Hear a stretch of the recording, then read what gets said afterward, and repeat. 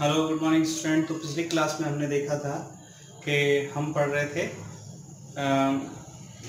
अलग अलग ग्राफों के बारे में। तो हमने 3 तरह के ग्राफ पढ़े थे, एक्सटी ग्राफ स्थापन समय, वीटी ग्राफ वेग समय और त्वरण समय ग्राफ। अब हम बात करेंगे चाल और वेग के बारे में।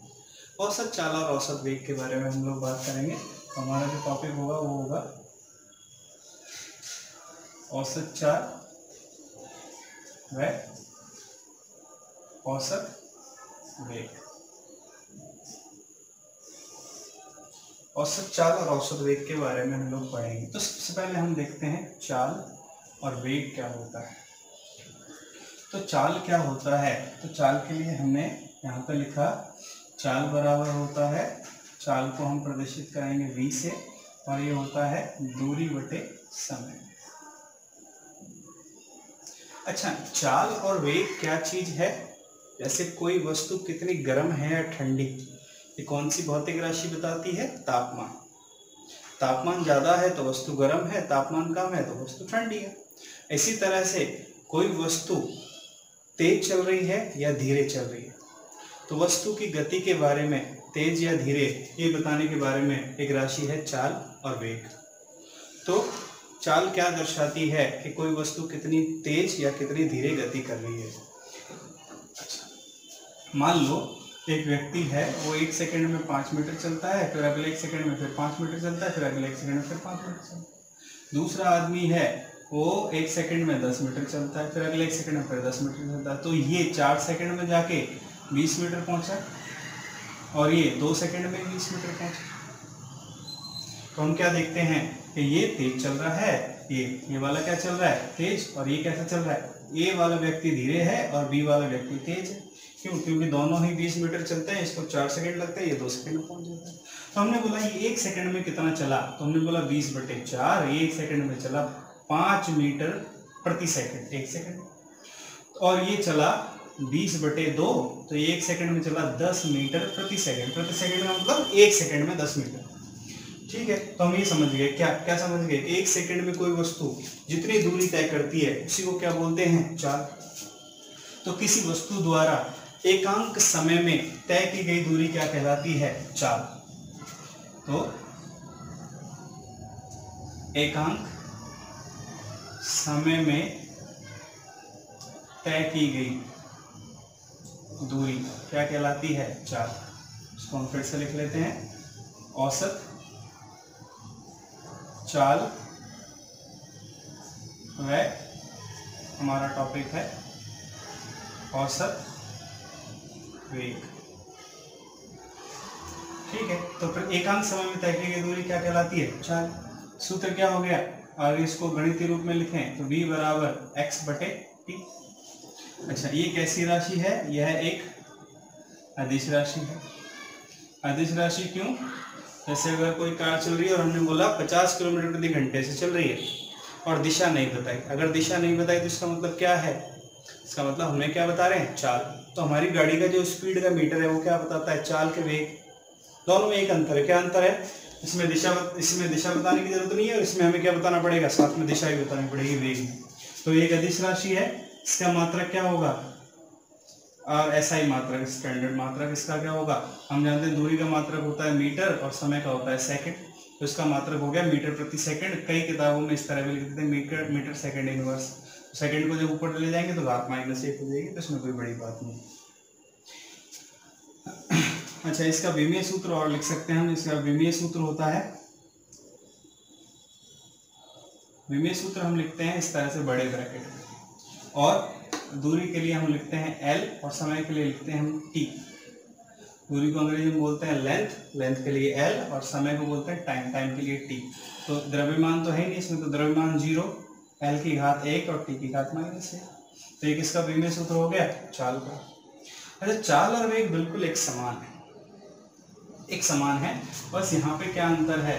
यहाँ पे अंतर ये है कि यहाँ पे चाल की जगह तो आ जाएगा वेग, उसको भी v से दर्शा देंगे, लेकिन सदिश है तो इसके ऊपर तीर का निशान लगा देते हैं, और ये हो जाता है विस्थापन बटे दूरी की जगह क्या आ जाएगा? विस्थापन बटे समय। बस, तो दोनों में क्या अंतर है? दूरी की जगह क्या आ जाता है? विस्थापन। बाकी सब चीजें सेम है, ये भी गति को प्रदर्शित करता है। वेग ज्यादा होगा तो वस्तु तीव्र गतिशील है, और वेग कम होगा तो वस्तु की गति धीरे है। बट एक चीज यहाँ पे जो अंतर है, बाकी सब चीजें सेम, मात्रक भी मीटर पर सेकंड रहेगा, विमेय सूत्र भी समान रहेगा। एक चीज जो है यहाँ पे है, ये सदिश राशि। सदिश राशि का क्या मतलब है कि जब हम किसी भी गाड़ी की अगर हम गति बता रहे हैं तो उसके साथ हमें क्या बतानी पड़ेगी, दिशा। तो हमने बोला एक कार है वो 50 किलोमीटर प्रति घंटे से चल रही है, ये क्या है, चाल, क्योंकि हमने दिशा तो बताई नहीं।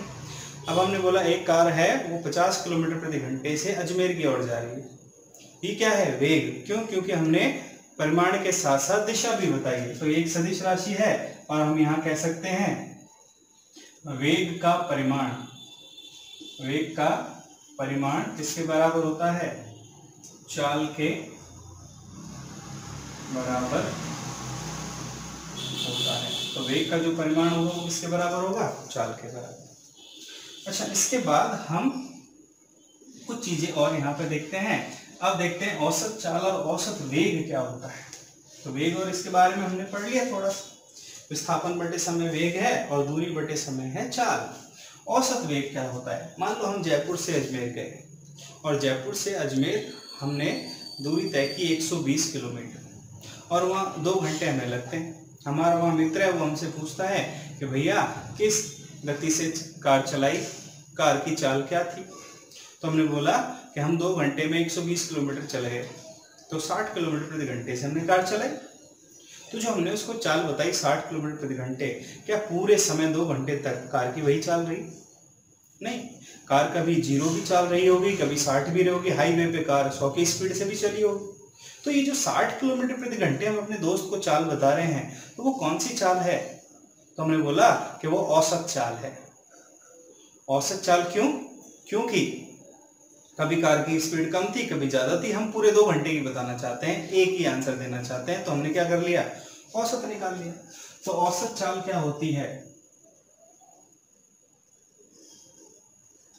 औसत चाल होती है कुल दूरी बटे कुल समय, या हम इसको लिख सकते हैं x2 माइनस x1 बटे t2 माइनस t1। ये समय अंतराल है, और उस समय अंतराल में तय की गई दूरी इतनी है।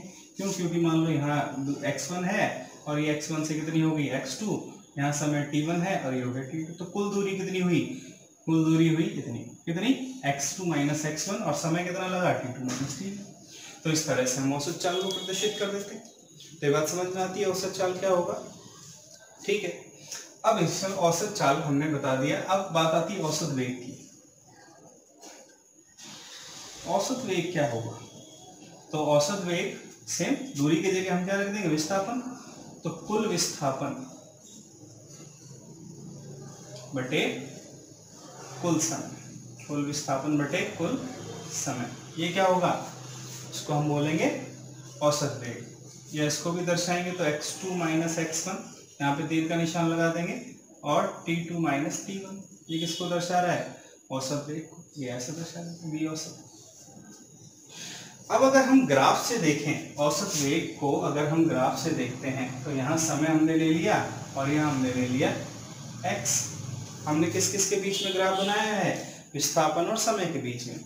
अब हम क्या निकालना चाहते हैं, अब हम निकालना चाहते हैं वेग के बारे में। मान लो ग्राफ ऐसा कुछ, अगर ग्राफ ऐसा है तो यहाँ पे हमने ये समय अंतराल लिया, और हम समय अंतराल ले लेते हैं 0 से, ये 0 है, ये 1, ये 2, ये मान लिया 3, 4, 5, 6, 7 और 8, 8 सेकंड तक हमने समय लिया है सेकंड में, और हमने 8 सेकंड तक का समय ले लिया। और इसी तरह से हम विस्थापन ले लेते हैं 10-10 के गैप। तो मेरे लिए 5, 10, 15, 20, 25, 30, 35 और 40, इस तरह से हम ले लेंगे। अब हम निकालना चाहते हैं औसत। औसत किस किस के बीच में, 5 से 7 सेकंड तक मान लो, या 5 से 7 सेकंड तक हम औसत निकालना चाहते हैं। तो 5 सेकंड, ये यहाँ पे 5 सेकंड है, ये 5 सेकंड है, और 7 सेकंड, 7 सेकंड ये यहाँ, तो 5 सेकंड में इसका विस्थापन कितना है? तो 5 सेकंड में इसका विस्थापन है 10। 5 सेकंड में इसका विस्थापन कितना है? 10। और 7 सेकंड में इसका विस्थापन कितना हो जाता है? तो इसका विस्थापन मान लो ये हो जाता है 25 या 27, इतना। ये कितना ले लिया हमने? 27। तो इस तरह से हम इसका क्या निकाल सकते हैं? इसका हम औसत वेग निकाल सकते हैं। औसत वेग क्या होता है? तो ये जो हमने ये लिया है, ये क्या है? कुल विस्थापन, और ये क्या है? कुल समय। तो कुल विस्थापन और कुल समय के अनुपात को से क्या निकाल लेंगे? औसत वेग। औसत वेग कैसे निकालेंगे? तो विस्थापन कितना है हम जानते हैं, 27 - 10, और समय कितना लगा? 7 - 5, ये समय था। तो ये कितना हो गया? 17/2। 17/2 कितना होता है? 8.5। मात्रक लिख देंगे मीटर पर सेकंड। हमने क्या निकाल दिया? औसत वेग। तो इस तरह से हम ग्राफ की सहायता से भी औसत वेग निकाल सकते हैं। अब मान लो इस तरह से हमें कुछ ग्राफ दिए हुए हैं, और ग्राफ दिए हमें वही x और t में कुछ ग्राफ हमें दिए हुए हैं, और इसमें दिए हुए हैं x और t सारे ग्राफ। मान लो पहला ग्राफ है इस तरह से, और दूसरा ग्राफ है ऐसा। ये हम 0 से स्टार्ट कर देते हैं, और तीसरा ग्राफ है ऐसा सीधा। तो ये ग्राफ हमें क्या दर्शाते हैं? ये वाले ग्राफ तो हम देख ही चुके हैं कि ये वस्तु विराम अवस्था में इसको दर्शाता है। ये इस तरह से ढाल है, इसका मतलब वस्तु एक समान वेग से गति कर रही है, और वेग कैसा है? धनात्मक। क्यों? क्योंकि विस्थापन की दिशा कैसी है? धनात्मक। इसमें ढाल ऋणात्मक है। ढाल ऋणात्मक है तो हम ये कहेंगे वस्तु एक समान वेग से तो गति कर रही है, लेकिन वेग की दिशा कैसी है? ऋणात्मक। तो ये अलग अलग, ये ढाल अगर ऊपर की तरफ बढ़ती हुई है तो वो धनात्मक वेग को प्रदर्शित करती है, और ढाल नीचे की तरफ है तो वो ऋणात्मक वेग को प्रदर्शित करती है। ठीक है। तो औसत चाल और औसत वेग में क्या अंतर है? औसत चाल एक अदिश राशि है, औसत वेग एक सदिश राशि, ये अंतर है। और इस तरह से हम औसत निकाल लेते हैं। ठीक है। अब बात करते हैं हम औसत चाल और औसत वेग, इनके सूत्र को आपको ध्यान रखना है, हम इन पे क्वेश्चन करेंगे बाद में।